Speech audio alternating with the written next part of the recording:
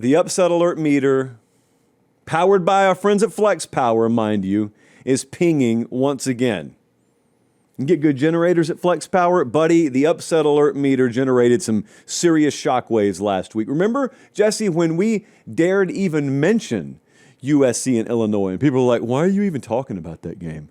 Why are you even throwing that game in there? Well, the line was 6.5. What, Virginia's not going to beat Florida State? Why are you even throwing that in there? Oh, I think we'll just go ahead and mention it anyway. Bam, bam, bam. It's like the opening scenes of Armageddon. Just asteroids all over the place. The movie, not the portion of Revelation, people. Calm down. So Kentucky's playing Georgia this weekend. You know, they go to Athens. Georgia, classic get-right spot. Line is 20.5. All right, so just dust your hands off. Good hard-fought win over Kentucky. Well, is there upset alert potential here? Both teams are off losses, not just Georgia. Kirby, I don't know if you've ever listened to him talk about Mark Stoops in Kentucky. You cannot get a question out of your mouth about Kentucky without Kirby reminding you how physical Kentucky is, how much those two programs believe in the same principles, and how close the games have been, how competitive the games have been. And he's not wrong. First paper pop of the night. Are you aware that Kentucky has held Georgia to 21 or less in 4 of their last 6 meetings? I am. Again, because Stats and Info informed me, this was a knockdown drag-out. What was it, like 14-13 last year? Now, that was up there. This is going to be at Georgia.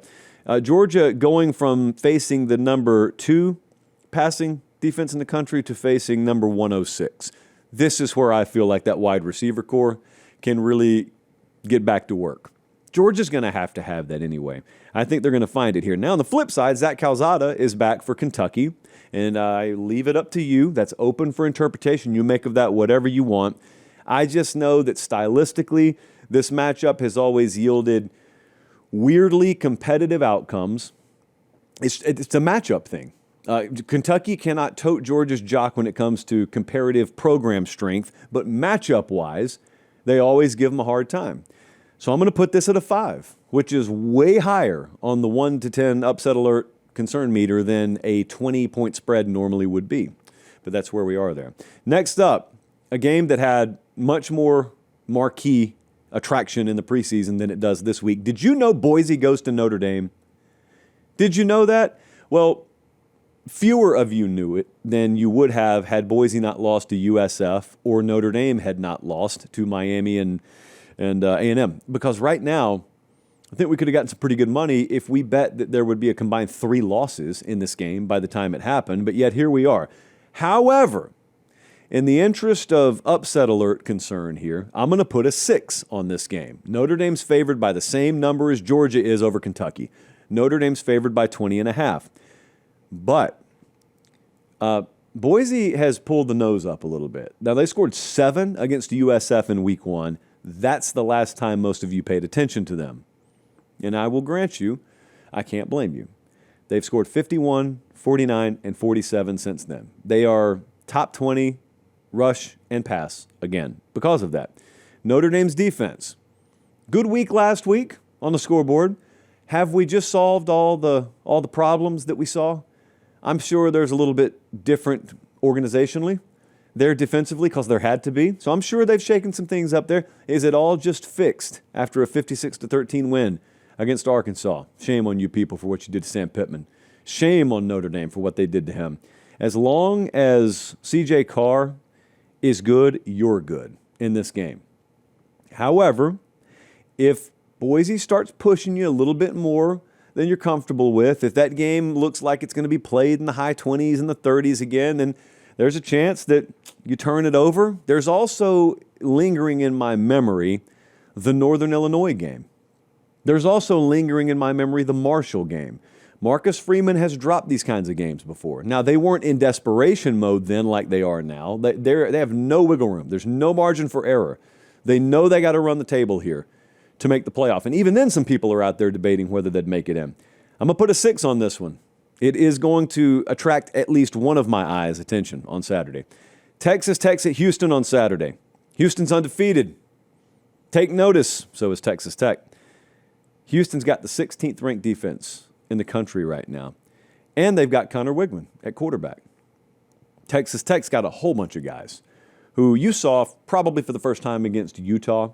And what was notable about that game is, of course, they went in there, they won, I think 38-10. They pulled away from them, and they pulled away with their backup quarterback. Well, he's back this week. Baron Morton's back this week. Now, Houston is top 10 in turnover margin.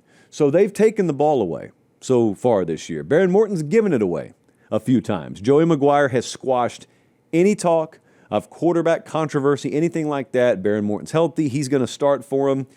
Look, I just question if Houston does put forth a strong defensive effort here, even if they do force a turnover, maybe they're +1. You can't predict this, but let's say they're +1 turnover. Can they score enough? Because Texas Tech can suffocate you. I think this is going to be a lower scoring game. With the lower scoring profile comes a little more variance in outcome. 11.5's the number here. Texas Tech favored by 11.5. I'm putting a 5.5 on it. Now, candidly, I picked Texas Tech to win and cover, but I didn't bet it. Just a pick. I'm going to put a 5.5 on it, though. When you can play defense, you give yourself a chance.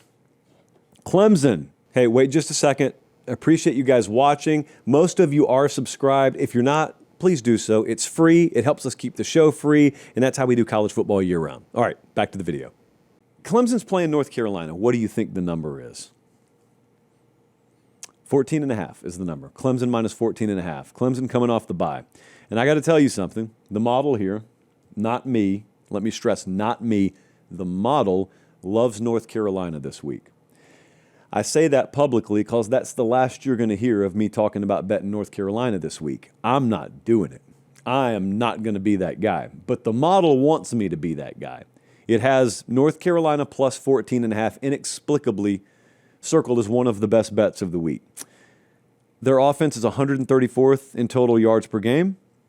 They are 113th in rush yards per game. They're 124th in pass yards per game. They're 108th in third down conversion percentage. They're 134th in explosive plays. Clemson, last time you saw them, was busy toting another L. They are off a bye. It is the most desperate get-right spot imaginable. Dabo has basically been fending for his life up there at the press conference podium. And now we get to play football again. Clemson, if they have a slow start here, honestly, I still don't know how it would happen. I don't know how the upset would happen. The number's 14.5. Okay, I would be way more shocked at this upset happening than I would Boise over Notre Dame. This would be right up there with some of these 3-touchdown spreads. So I just don't get it. But the model does, or it thinks it does. Anyway, I'm going to put a 4 on this one. 3.5. I'd have to see it to believe it. Next up, Penn State, favored by 24.5 at UCLA. It's a 2 for me. It's a 2 on the upset alert concern scale. If Penn State's just normal, this is a blowout win. This is medicine. I mean, you build that home game up against Oregon and then you drop it in the fashion you did. This is medicine. You are sick, and college football's remedy is go play UCLA. There's all kind of staff upheaval there. And actually, those of you who have watched the show for a number of years, you know we love betting on backup quarterbacks, and we love betting on teams when coaches have been fired, because we think that the hit that they take in power ratings is actually overcorrected, and we think there's value there. Not here. Not in this particular case. So Penn State just lost Tony Rojas, maybe for the year, for an extended period of time. And he's one of the guys we had circled. There are about 4 of them on Penn State's defense they really can't afford to lose, and they just lost one. I just don't know that it bites them this week. Down the road, it may bite them. I don't think it's going to bite them this week. Here's my question. Who's got the better quarterback in this game? If you think that's disrespectful, because the other guy's Nico Iamaleava, if you think that's disrespectful to Drew Aller, look at the numbers. And if you're listening on podcast, Nico's got the better completion percentage. He's got the better pass yards per game. Drew's got him total touchdowns by 1. Drew's thrown 2 picks. Nico's thrown 3. Nico's quadrupled him up or something like that or tripled him up in rush yards. It's an uncomfortable stat profile. Trust me, producer Jesse had to make it earlier today. You think he enjoyed that? No, he did not. I don't know if Penn State's got a huge quarterback edge here. I know they should. I don't know that they do. And if we rewind a couple of classes ago, it's 2 5-star quarterbacks there. And imagine just telling yourself, boy, they're going to face off in 2025. I would have thought it may be in the national title game.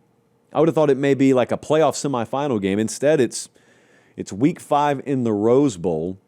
Dozens of folks waiting for the game to start, most of them in blue and white. And I'm going to put a 2 on the upset alert concern scale here. I'm not that concerned. Lastly, this may be the game Kublik has this week, I think. We'll ask him in a little while. Mississippi State's at Texas A&M. A&M's a 14.5-point favorite. Mississippi State off a gut punch of a loss in overtime to Tennessee at home. A&M is off what the locals are calling a flawed win. Okay, Mike Elko, none too pleased that he was getting criticized out there. The gloomy questions, his words, not mine, gloomy questions in the presser after a win. He had to set them straight out there. They beat Auburn 16-10.